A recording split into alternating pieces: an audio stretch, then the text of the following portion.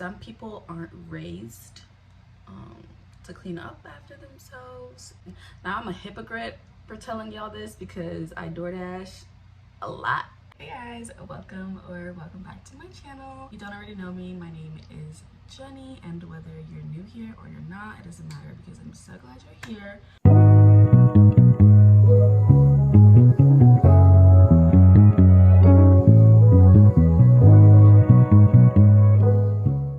Today's video, I'm going to be doing I'm just gonna be doing my makeup as I talk about everything I learned my fall semester of college and some advice for upcoming freshmen.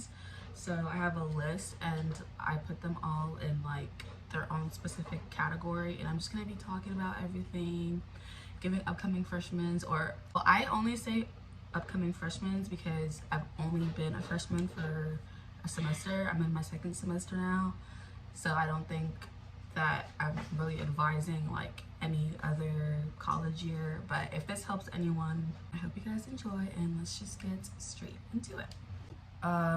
This video, I won't be saying anything about my makeup or anything because I have a whole video on that. So if you want to know about anything that I'm using, just go ahead and go into that video, and everything is on there. So yeah, my first little section that I'm going to be talking about is friends. My first thing that I wrote is to make friends your first 2 weeks of school. Literally what I mean by that is people always say oh, leave your dorm room door open and just welcome people into it, but I feel like everyone, or at least me, and what I've learned is that not everyone is everyone is coming in there super shy, so don't really expect people to randomly walk into your dorm unless you're a super what's it called, unless you're super extroverted, y'all get what I mean. Unless you're super extroverted and you're comfortable with walking into someone's room like that. I'm not saying it's a bad idea, but just for me personally, I would be way too shy to do that. But just do stuff around the school that you will meet a lot of people in. So for our school, we had a bunch of things going on in our park. Just go out and talk to people, or honestly find them on Instagram, which I find is the easiest way, and DM them and just say hi and be do you want to do this and this together? I heard this is going on, do you want to go there? I think for me that was the easiest way. After the first 2 or maybe 3 weeks, everyone's gonna have a circle that they're already in, and I'm not saying that that's something that you probably can't join later on, but it might be really hard because everybody else in that circle is closer and they have a closer knit together, so it's gonna be hard for you to you know what I'm trying to be it's not gonna be easy. It's gonna be a little harder for you to make friends later on. Everyone is looking for somebody to hang out with. Everybody's looking for best friends and stuff. Oh my gosh, I look crazy. Okay, it's because you make those friends those first 2 weeks, it doesn't mean that you're gonna be friends for however long you're gonna be staying at that school. I bet you're probably making those friends based off how you've acted in high school or just before you got to college. You're gonna find new things that you like, things that you don't like. It's okay for you to not want to hang out with certain people because of how much you've grown. Which also brings me to my next point, that it's okay to separate yourself if you're trying to better yourself, which is basically what I was trying to say. Share your location with your friends. Me and all my friends have all of our location. Honestly, it's for safety reasons, yes, and it's also kind of just fun looking at their location and what everyone's doing and stuff, but really it's for safety. My last thing in the little friends section category that I have is you can also make friends by joining clubs and organizations. So if your school has a Black student union or a major specific club, join that so you can have friends within your major, so you guys have something in common. There's a whole bunch of ways you can make friends. Literally go out to a party and I bet you somebody's going to walk up to you, or you should walk up to somebody and compliment them on something and just really just try to make conversation. My next category is like class and like school related stuff. My first point is you have to go to class. You do have to go to class. Honestly, remember, I know you've probably heard this, you are paying thousands of dollars per semester. You are paying specifically for that class that you're taking. So why pay thousands of dollars and waste it because you don't want to go to class? Like, you can make a schedule to whatever you want. With that though, you have to be on the registration. You know what I mean? But you have to be on it on time. So if it opens at 8 a.m., girl, you better be on the website at 7:30 because I promise you everyone is on it. And you don't want to end up having a 6 p.m. class. You don't want to end up having an 8 a.m. class. So if you sign up late and you have an 8 a.m. or like a 6 or 9 p.m., you're gonna not want to go to that class. You're gonna want to skip it because you're tired or you're lazy or whatever. If you make your schedule to how, literally, if you want to go to class at 6 p.m., sign up for a 6 p.m. class. But you have to go to that class because you're paying for it. It's also like the best way for you to pass the class. If you skip a class, you're gonna skip information, yada yada yada. The best way for you to pass and move on with your life is to go to class. Get close with your professors. This is also a really, really important thing. You've probably also heard this a whole bunch of times, but I feel like some professors, like if you're really close to them and you like go to their office hours or you ask questions in class, or you don't even have to be really interested in what's going on in the class, but if you act like you're interested, your professor is going to be really happy, because professors teaching in class, that's what they want to do for their life. Like, you know what I'm trying to say? That's what they love to do. So they love hearing you ask questions. They love when you start understanding things. So when you start interacting in them in class and outside of class, they're gonna be like, wow, this student is really interested in what I'm teaching. And maybe if you like get a bad grade on a quiz, they might bump up your score a little bit more. I'm not saying that that's all professors, but if you get lucky, you get lucky. I'm not saying you have to go to the office hours. Like, at least make sure they know your name. My next point was, don't be a class clown. Those don't exist. Not in college. Please don't be the person that everybody wants them to shut up, that talks over the teacher. It's really just annoying. Don't do it. My next point is, learn how you like to take notes and try everything out until you find what you're comfortable with. If you don't know if you like writing on paper better, or if you don't know if you like writing on like electronic, like an iPad or like a laptop, just try all of those out, and then whatever you feel comfortable with, whatever you think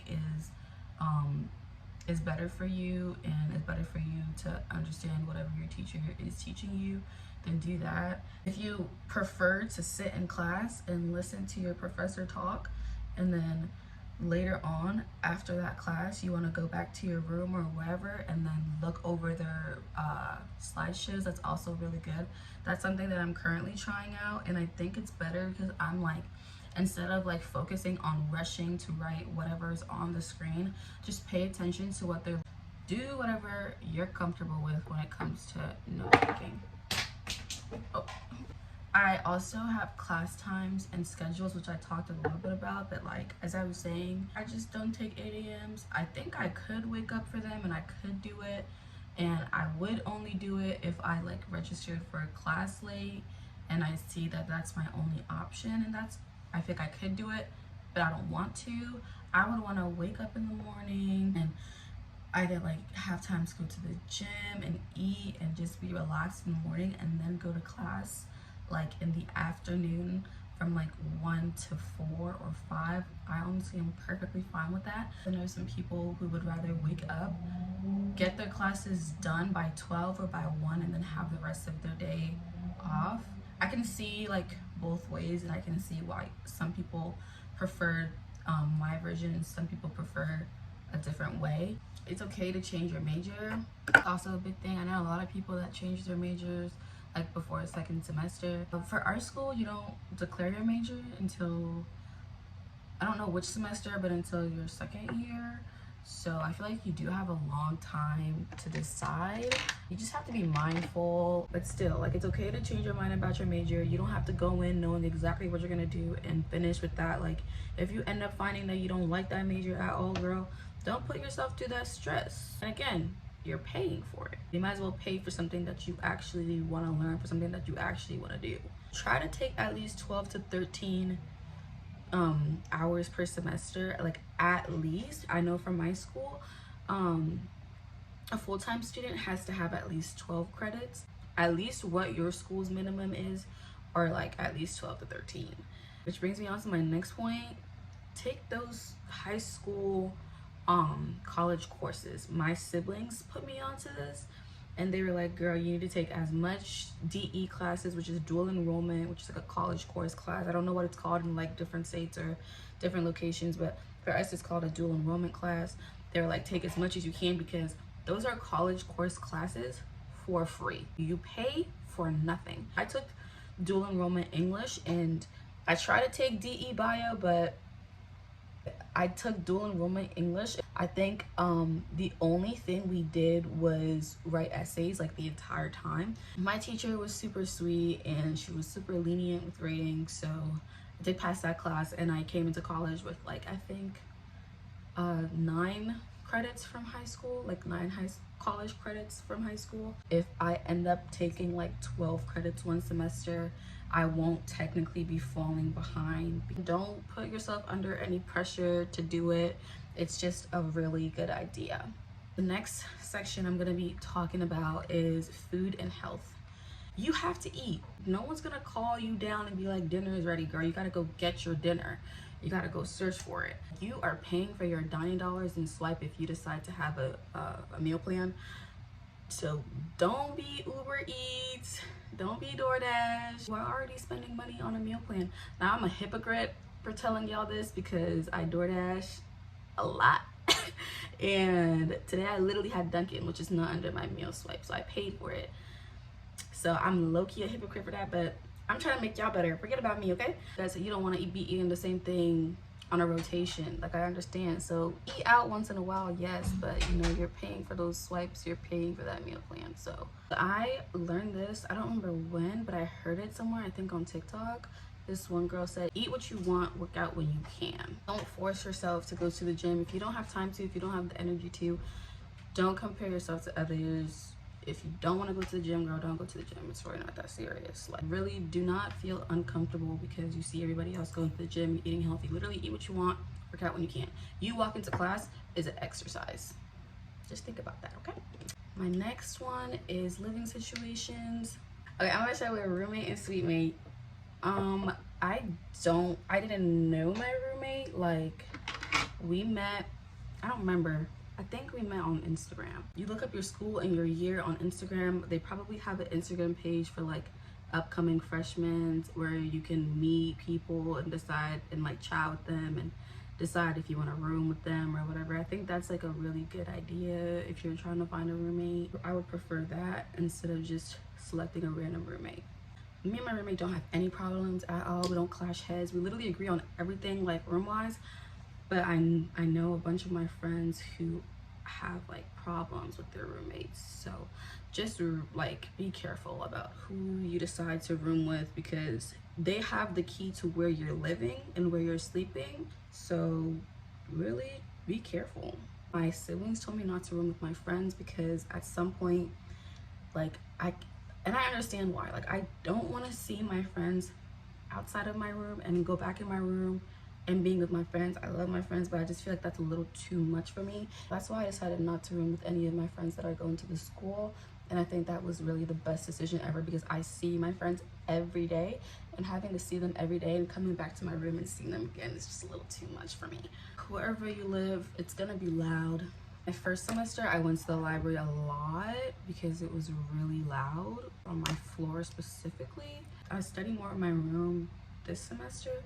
I don't know if it's because it got quieter or if I just got tired of walking to the library. It's another thing.